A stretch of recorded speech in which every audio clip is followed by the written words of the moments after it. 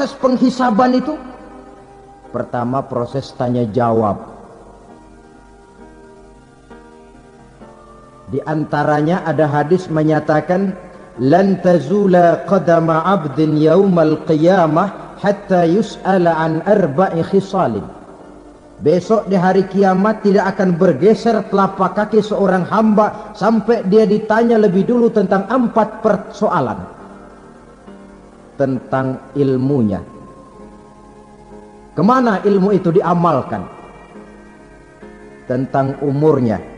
Di mana umur itu dihabiskan? Tentang masa mudanya. Kemana masa muda itu dipakai? Tentang hartanya. Dari mana harta itu didapat dan kemana harta itu dibelanjakan.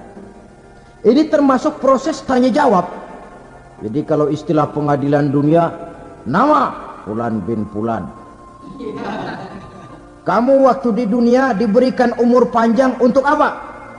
Pernah mengalami masa muda, kemana kau habiskan masa remajamu? Kau diamanahkan ilmu, dengan apa ilmumu kau amalkan? Kau diberikan harta, dari mana harta kau dapat, kemana kau belanjakan? Tak seorang pun yang bisa mungkir. Sebab apa? Dikala itu yang menjadi saksi bukan orang. Yang menjadi saksi adalah seluruh anggota badan kita. Tangan bicara, kaki jadi saksi terhadap seluruh amalan yang pernah kita kerjakan pada saat kehidupan di alam dunia ini. Selesai proses tanya jawab, lalu diperlihatkan buku catatan kita waktu hidup di dunia ini. Jangan lupa Allah itu menyiapkan 2 superkomputer kepada kita. Sebelah ditempelin sebelah kanan, yang sebelah tempelin di sebelah kiri. Komputer itu namanya Raqib dan Atid. 2 malaikat yang apabila baik kita lakukan, refleks saja akan menulis kebajikan kita. Jahat kita kerjakan, akan tertulis. Catatan itu nanti diperlihatkan kepada kita. Waduh, alangkah malunya pada saat diperlihatkan catatan kita, buku rapot kita merah melulu. Barangkali diperiksa sambil diomelin, brengsek lo. Buku merah melulu begini, bagaimana waktu hidup di dunia? Tidak cukup diperlihatkan buku catatan kehidupan, rekaman kehidupan. Rekaman kehidupan kita secara utuh sejak terlahir sampai ajal datang merenggut nyawa. Barangkali mirip dengan video sekarang ini, di mana terekam dengan baik seluruh kegiatan kita sejak yang sekecil-kecilnya sampai kepada yang sebesar-besarnya. Untuk kemudian kita pun menerima balasan. In khairan fa khairun wa in syarran fa syarrun. Kalau baik ya baik balasannya, kalau jahat ya jahat juga balasannya. Catatan-catatan kita diberikan. Kalau banyak kebajikannya diberikan di tangan kanan dengan cara yang halus. Kalau banyak kejahatannya diberikan dari sebelah kiri atau dilempar dari belakang. Itulah sebabnya sejak di dunia ini kita sudah mohon kepada Allah. Ketika berwudu membasuh tangan kanan, apa kita bilang? Allahumma a'tini kitabi biyamini wa hasibni hisaban yasira.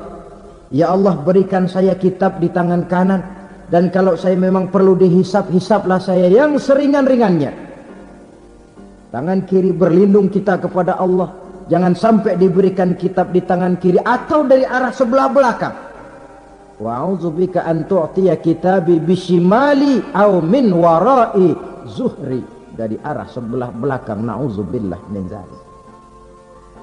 Setelah selesai lewat proses penghisaban, lewat mizan, timbangan, maka yang sudah selesai dihisab itu bergeraklah menuju sirat, jembatan yang terbentang menuju surga melalui neraka.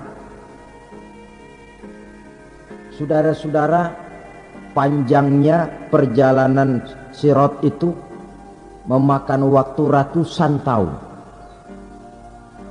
Tetapi orang yang lewat di atas Sirat pun macam-macam, bergantung amalannya ketika di dunia ini. Ada yang lewat di atas Sirat itu kalbarkil khatib, seperti kilat yang menyambar, lep, sudah sampai dia di surga. Cepat bukan main. Ada yang lewat di atas Sirat itu seperti orang lari-lari. Ada yang lewat di atas Sirat itu seperti orang jalan biasa. Ada yang sambil merangkak, ada yang sambil ngesor, ada yang sambil gelayutan, ada yang selamat sampai ke ujung ke surga, ada yang tergelincir jatuh masuk ke dalam neraka, bergantung amalannya dalam kehidupan di dunia sekarang ini. Tiap kita akan melewati yang namanya Sirat ini. Saudara-saudara kaum muslimin yang saya hormati, dengan demikian mereka yang selamat melalui Sirat sampai ke terminal akhir surga, mereka yang ketika dihisab ternyata banyak kejahatannya daripada kebaikannya, mereka singgah di dalam neraka. Nah, adapun orang-orang yang beriman menurut ayat Quran dan hadis Nabi itu nanti ada bermacam-macam. Ada orang beriman itu yang dimasukkan surga.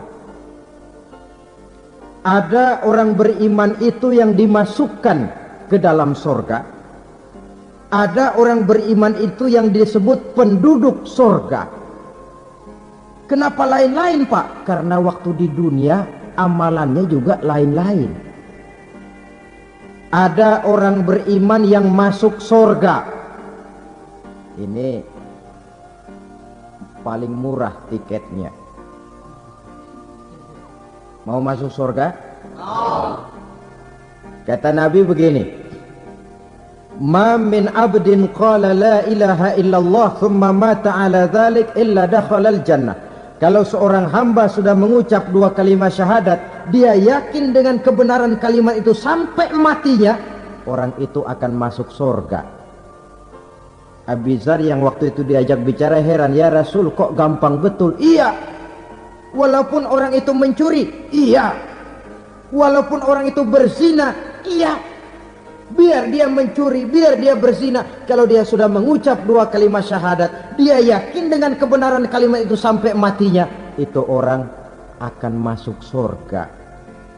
Jadi masuk surga cukup dua kalimat syahadat, yakin sampai mati, masuk surga. Itu perkara masuk. Tapi kalau pertanyaannya diterusin, masuknya kapan, Pak? Nah, ini lain lagi urusannya.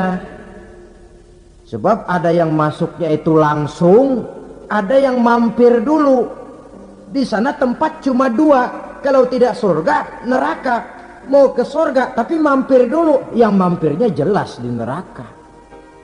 Kenapa? Dalam hadis qudsi ada riwayat, nanti itu di akhirat, setelah Allah selesai mengatur penduduk surga masuk surga, yang neraka masuk neraka, Allah berkata kepada malaikat Malik, malaikat Malik, labaik ya Allah, itu bajingan-bajingan tengik, manusia-manusia durjana yang waktu di dunia tidak mau sujud, jauh dari ulama, gemar melakukan yang munkarat dan maksiat, hidup di tengah masyarakat selalu jadi bibit keonaran, kufur, sudah masuk neraka semua.